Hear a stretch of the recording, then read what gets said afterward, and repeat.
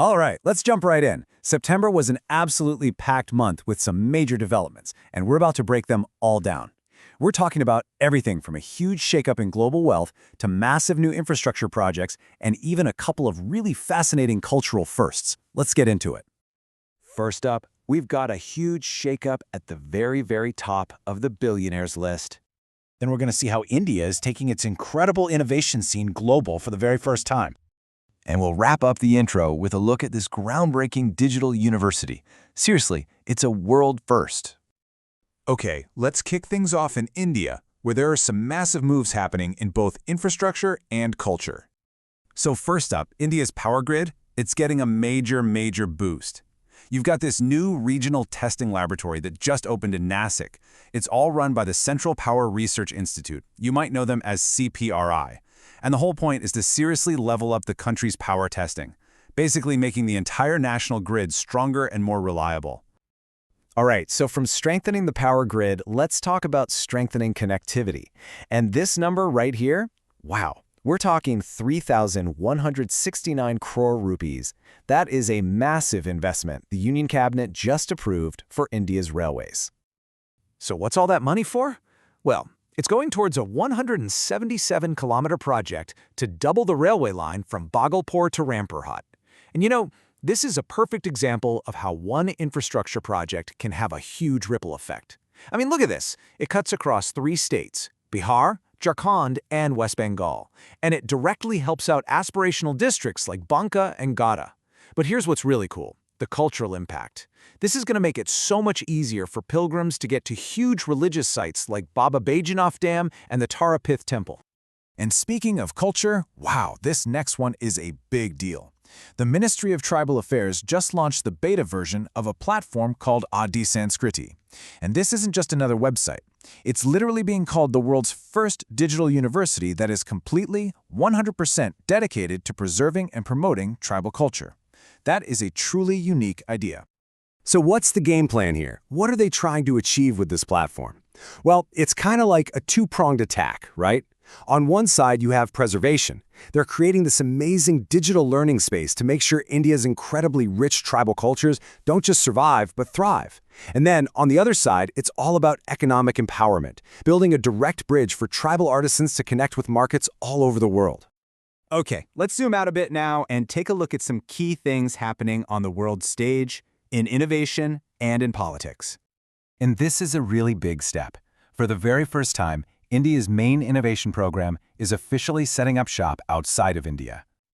So, during a visit to the UAE, Union Education Minister Dharmendra Pradhan cut the ribbon on India's first-ever Overseas Atal Innovation Center, or AIC, and its location is no accident. It's right there at the IIT Delhi Abu Dhabi campus. This is a huge move, right? It takes the super successful Atal Innovation Mission and expands it beyond India's borders. The goal is to start building a truly global network for Indian entrepreneurs. All right, let's switch gears and head over to European politics. In Norway's recent election, Prime Minister Jonas Gahr Støre managed to secure a second term. His Labour Party won 87 seats. That's just 2 more than the 85 they needed. So you'd think, great, a clear victory, right? Well, it's a little more complicated than that. See, the real challenge here is that the parliament is more divided, more fragmented than ever before. So to actually govern, to get laws passed, Støre is going to have to constantly negotiate with and get support from 5 different allied parties. So yeah, it's a win, but it is definitely going to be a challenging term for him.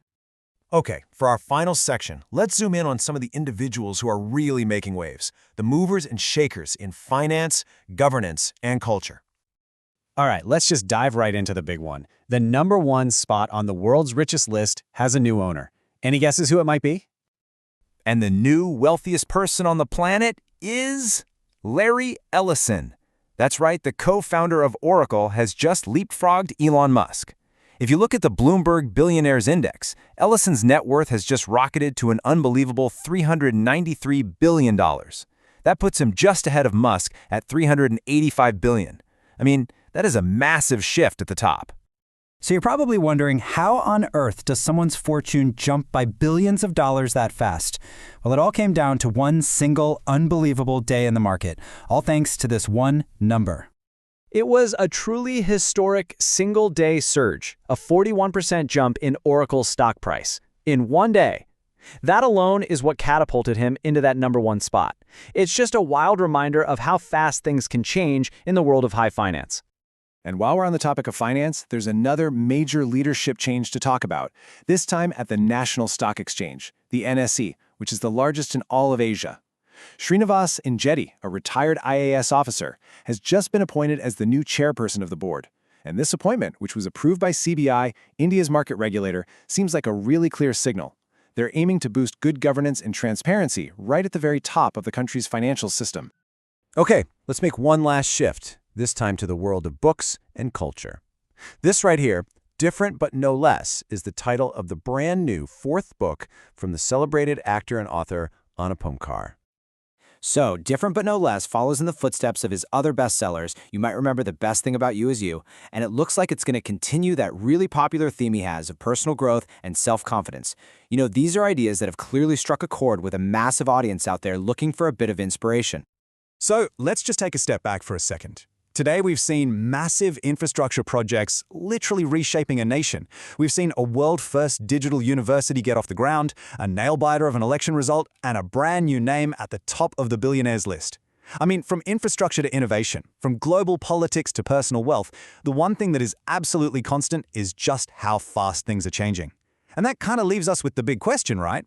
In a world that's moving this quickly, how do you and I keep up? Something to think about. Thanks so much for tuning in.